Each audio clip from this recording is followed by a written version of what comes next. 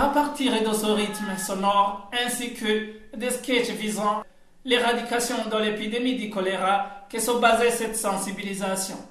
Et sur les écoles de Nyanza-Lac 1 et 2 et celles d'Okididagi de la commune Kayogolo, une pénurie des eaux et l'insuffisance des toilettes est remarquée dans les milieux scolaires.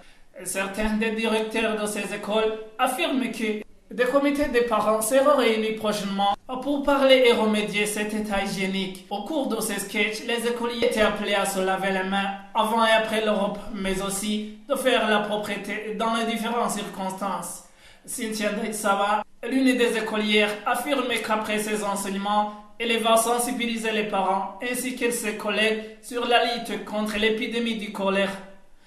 Gadini Ukuli, gouverneur de la province Makamba, dit que de cette année 2018, les conditions hygiéniques dans les milieux scolaires seront tenues en considération. Il y a des directeurs qui ne suivent pas l'hygiène à l'école. Donc, nous lançons un appel à ces directeurs de ne pas suivre seulement les études et les enseignements, mais de suivre aussi la propriété d'aératrine autour de l'école, même dans la cour. Les écoliers qui ont participé au jeu questions-réponses ont reçu chacun des savons. Évrard Guissois, le directeur général du Centre d'information et de l'éducation de la population, dit que cette sensibilisation à partir des jeunes élèves est une stratégie initiée par ce centre.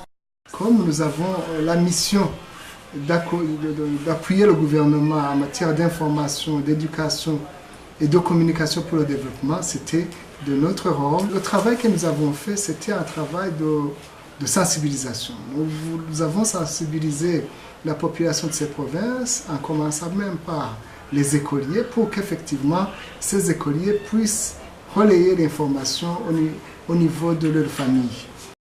Une telle activité a été menée dans la province Bujumbura.